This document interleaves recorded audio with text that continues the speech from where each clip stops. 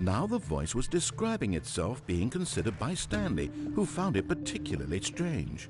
I'm dreaming about a voice describing me, thinking about how it's describing my thoughts, he thought. And while he thought it all very odd and wondered if this voice spoke to all people in their dreams, the truth was that, of course, this was not a dream. क्या düşüyor? Is there not tagging? How could it be? Was Stanley simply deceiving himself, believing that if he's asleep, he doesn't have to take responsibility for himself? Stanley is as awake right now as he's ever been in his life. Now, hearing the voice speak these words was quite a shock to Stanley. After all, he knew for certain, beyond a doubt, that this was in fact a dream. Did the voice not see him float and make the magical stars just a moment ago? How else would the voice explain all that? This voice was a part of himself too. Surely, if he could just... He would prove it. He would prove that he was in control, that this was a dream. So he closed his eyes gently, and he invited himself to wake up. He felt the cool weight of the blanket on his skin, the press of the mattress on his back, the fresh air of a world outside this one. Let me wake up, he thought to himself. I'm through with this dream. I wish it to be over. Let me go back to my job. Let me continue pushing the buttons. Please, it's all I want. I want my apartment and my wife and my job. All I want is my life exactly the way it's always been. My life is normal. I am normal. Everything will be fine. I am okay.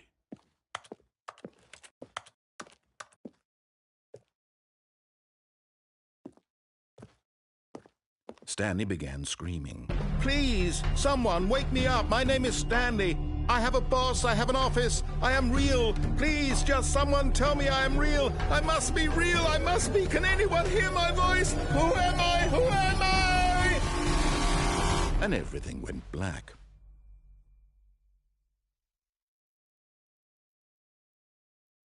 This is the story of a woman named Mariella. Mariella woke up on a day like any other. She arose, got dressed, gathered her belongings, and walked to her place of work. But on this particular day, her walk was interrupted by the body of a man who had stumbled through town talking and screaming to himself, and then collapsed dead on the sidewalk. And although she would soon turn to go call for an ambulance, for just a few brief moments she considered the strange man. He was obviously crazy. This much she knew. Everyone knows what crazy people look like. And in that moment, she thought to herself how lucky she was to be normal. I am sane. I am in control of my mind. I know what is real and what isn't. It was comforting to think this, and in a certain way, seeing this man made her feel better. But then she remembered the meeting she had scheduled for that day, the very important people whose impressions of her would affect her career, and by extension, the rest of her life. She had no time for this, so it was only a moment that she stood there, staring down at the body. And then she turned and ran.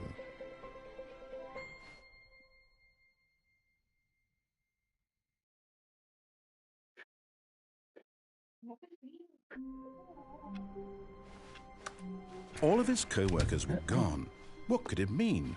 Stanley decided to go to the meeting room. Perhaps he had simply missed a memo.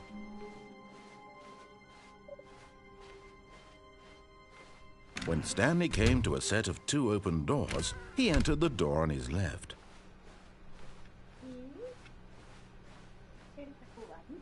Yet there was not a single person here either. Feeling a wave of disbelief, Stanley decided to go up to his boss. Coming to a staircase, Stanley walked upstairs to his boss's office.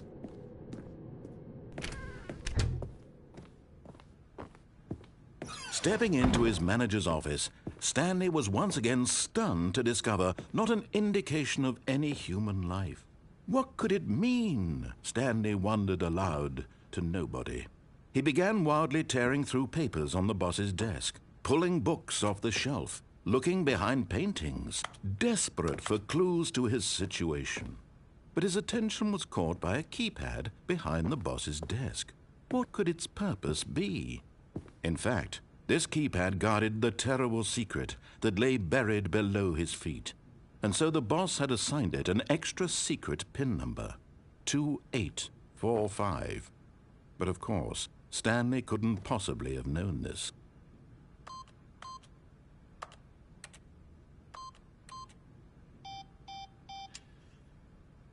Stanley just sat around twiddling his thumbs. Trying to input anything on the device was useless, since he could never possibly know that the combination was 2845.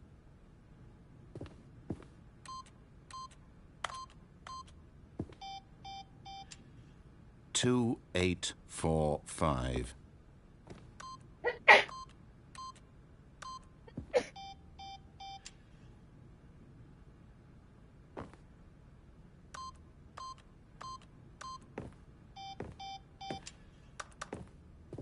Forgot, but it turns out that the panel's emergency override kicked in, and the door just opened all by itself, and Stanley got the hell along with the story.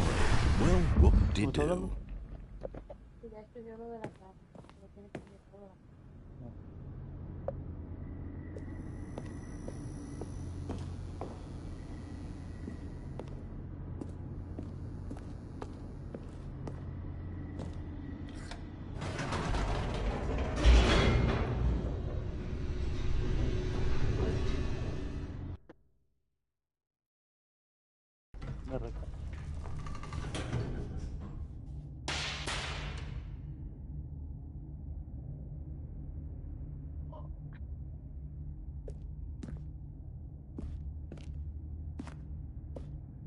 Stanley walked straight ahead through the large door that read Mind Control Facility.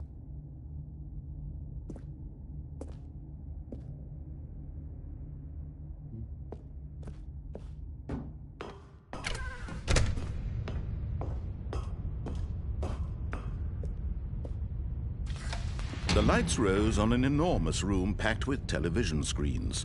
What horrible secret did this place hold? Stanley thought to himself.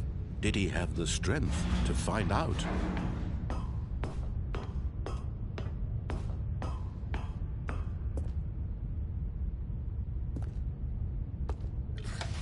Now the monitors jumped to life, their true nature revealed. Each bore the number of an employee in the building, Stanley's co-workers. The lives of so many individuals reduced to images on a screen, and Stanley, one of them, eternally monitored in this place where freedom meant nothing.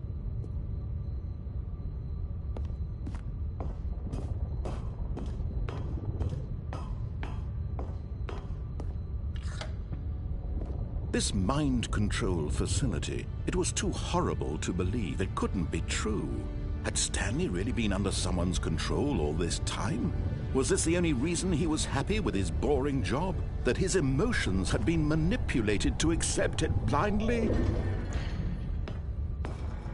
No, he refused to believe it. He couldn't accept it. His own life in someone else's control? Never! It was unthinkable, wasn't it? Was it even possible? Had he truly spent his entire life utterly blind to the world? But here was the proof. The heart of the operation. Controls labeled with emotions.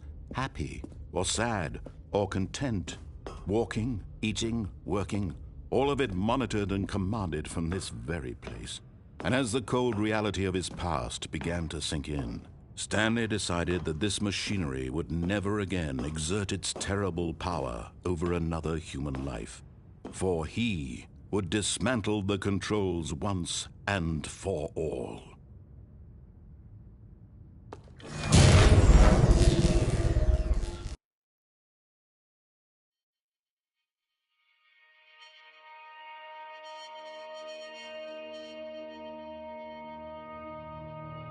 Blackness and a rising chill of uncertainty. Was it over? Yes, he had won. He had defeated the machine, unshackled himself from someone else's command. Freedom was mere moments away. And yet, even as the immense door slowly opened, Stanley reflected on how many puzzles still lay unsolved. Where had his co-workers gone? How had he been freed from the machine's grasp? What other mysteries did this strange building hold? But as sunlight streamed into the chamber, he realized none of this mattered to him, for it was not knowledge or even power that he had been seeking, but happiness. Perhaps his goal had not been to understand, but to let go. No longer would anyone tell him where to go, what to do, or how to feel. Whatever life he lives, it will be his. And that was all he needed to know. It was perhaps the only thing worth knowing. Stanley stepped through the open door.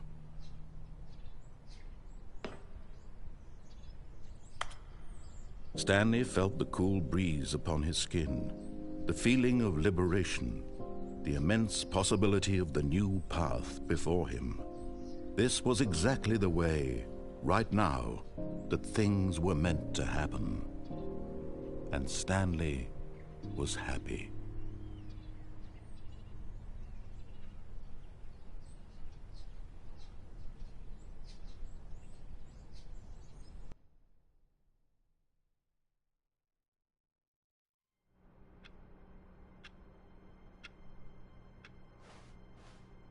All of his co-workers were gone. What could it mean? Stanley decided to go to the meeting room. Perhaps he had simply missed a memo. When Stanley came to a set of 2 open doors, he entered the door on his left. This was not the correct way to the meeting room, and Stanley knew it perfectly well.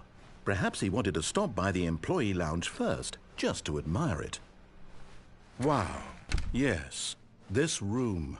But eager to get back to business, Stanley took the first open door on his left. And so he detoured through the maintenance section, walked straight ahead to the opposite door, and got back on track.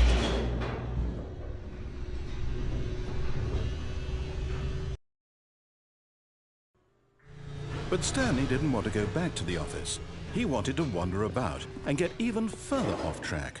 So now in order to get back, he needed to go, from here it's, left. Oh, no, it's to the right, my mistake. No, not the right. Why would I have ever said it was to the right? What was I thinking? It's clearly... Oh dear, would you hold on for a minute, please? Now, let's see, we went down right, left, down, left, right. Yep, okay, yes. I've got it now. This story is absolutely, definitely this way.